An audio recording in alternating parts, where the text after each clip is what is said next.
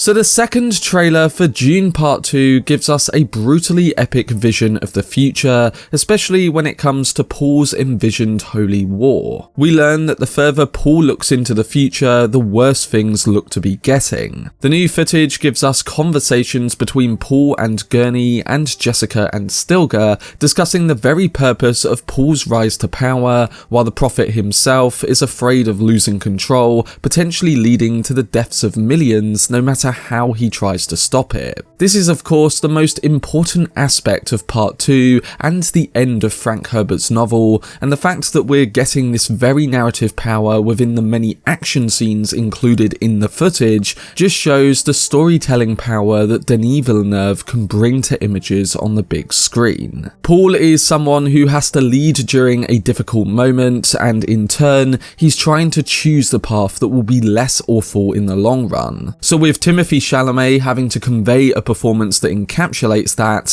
one that is truly troubled, is a great thing to see amongst all the big spectacle and explosiveness on display. We get moments that showcase how some of the Fremen at Siege Tabor are not too welcoming of Paul and his band of Fremen, others that display his growing bond and affection with Chani, and ones of him rising up to become Muad'dib. The images of him shouting the iconic "Long live the fighters" line and his speeches at the siege are some of the absolute standout moments of this new trailer, and we really get a sense of the emotion that he feels when he speaks to the millions of Fremen or Fedaykin fighters below. Speaking of the Fedaykin, we do get a tease of them and the outfits that they're going to be wearing during the battles of Part 2, and it does strike some differences to what we've seen in Paul's visions of them previously. In one of his visions back in Part 1, he and the Fedaykin were seen wearing golden armour, but here, during some of the conclusive shots of the new trailer,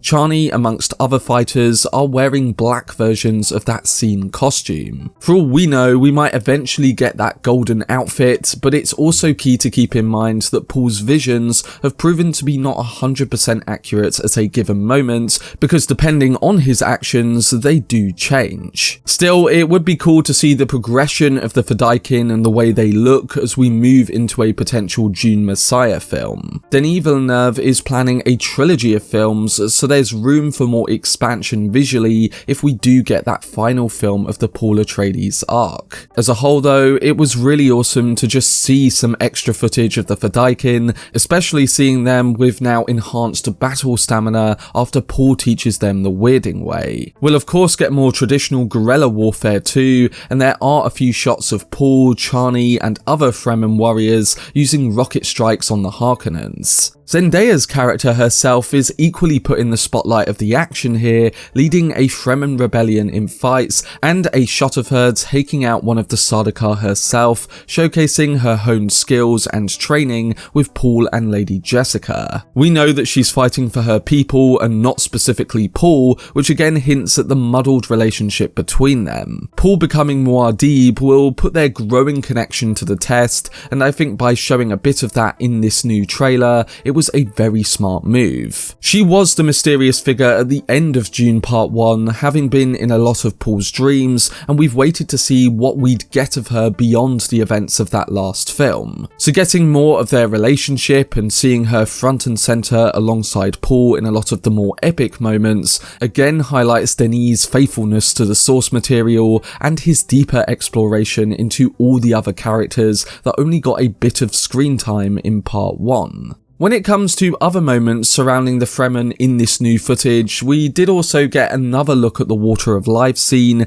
whether it be through the Fremen's Reverend Mother or the blue liquid itself that Paul and his mother are going to drink. The Water of Life is one of my most anticipated moments of Part 2's adaptation, and I think spiritually it can really become a powerful moment for this film individually. Seeing how Villeneuve will capture the ritual both with the agony and the transcendence aspects of it is going to be very interesting visually. And speaking of visuals, I can't ignore some of them in the new footage, especially the final shot where we get a brief look at Paul overlooking an atomic blast, a moment that appears to be the one where Paul and Gurney Halleck destroy the shield wall of Arrakis. The meaningful action scenes, the grandeur of the supporting visuals, and the performances really do sell you on the epic scale that Villeneuve is aiming to capture. Moving on, as I speak about the extended looks at many different characters in Trailer 2, we did actually get a bigger look at the opposition in Dune Part 2, and in particular, a first look at the Emperor himself, played by Christopher Walken. I did say in my Dune video the other week that while I didn't think they'd show Elia Atreides in any of the upcoming trailers, I did think that we'd see the Emperor. And the small footage we got of him in this new trailer really convinces you that Walken is going to deliver a really solid performance. To be honest, I didn't even see Walken or get the impression of the actor from his delivered dialogue, and he really looks to have inhabited this role perfectly. Of course, the Emperor is the very man that set the events of this story in motion, and the first footage of him highlights the fears that he has towards how Paul threatens his control. The growth of Duke Leto's popularity was what made the Emperor give him control of Arrakis,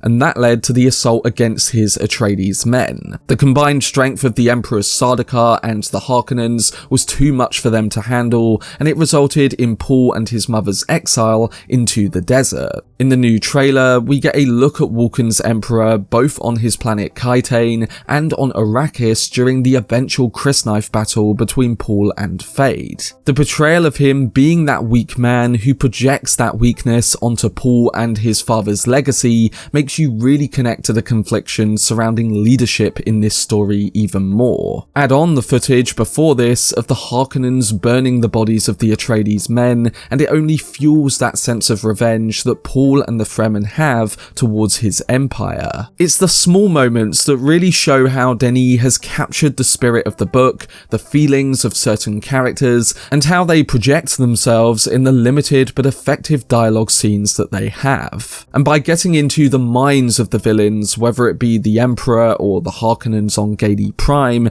it really heightens the added political intrigue and gives us a larger sense of plotting than we had in Part 1. Speaking of the Harkonnens on Gedi Prime, we did get more of those gladiator pit scenes with Feyd too, and they displayed more effectively his fighting brutality, leading into his eventual fight with Paul. I can't wait to see Austin Butler's performance, and he really does look demonic and relentless in the scenes we get of him here, reflecting that twisted version of Paul that stems from their familial connections. So now that I've talked about some of the new footage details, what did I think of the second trailer for Dune Part 2? Well, to me, this has to be the best trailer I've seen this year. While it does bring the explosive action that we expected from the second part, what really shines within and around those moments is the focus on the complexity of Paul Atreides, with how he's dealing with the foreseeing of a potential bloody war and his failing actions to stop it. It's really building upon the foundations that were set in that first film, whether it be character relationships or teases of relationships, like with that of Paul and Chani. You really feel a bond between them in the scenes we get, unlike with Part 1,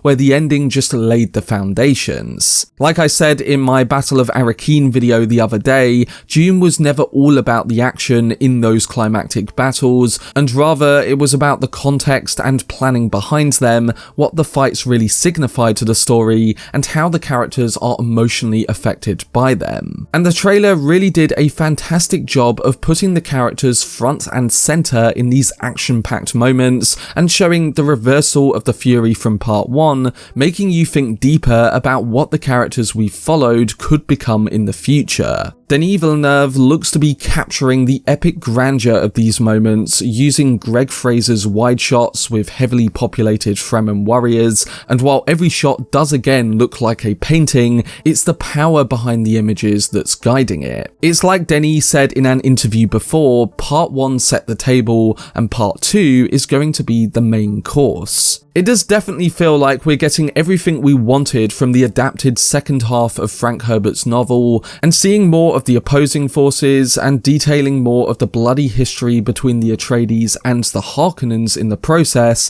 is what can really propel this whole story and make that eventual battle all the more satisfying on the big screen. I also again really liked the first look we got at Christopher Walken's Emperor, and the moment in the trailer between him and Paul where Walken's character calls his father a weak man helps reflect the fears of the Emperor towards this prophet taking over. There's all the intensity and intimacy in moments like this that can only heighten the action that happens around it. Part 2 is essentially being set up as a culminating war movie by the filmmaker, but it still has all the political intrigue, character evolutions, and reflective storytelling motifs that were powerful in Part 1. So seeing the different angles to that, whether it's through the Emperor's lens or with, say, Feyd Rautha, who is the more twisted Paul Atreides, it makes for some compelling visual reflections in Part 2. For much more videos and news on Denis Villeneuve's Dune universe,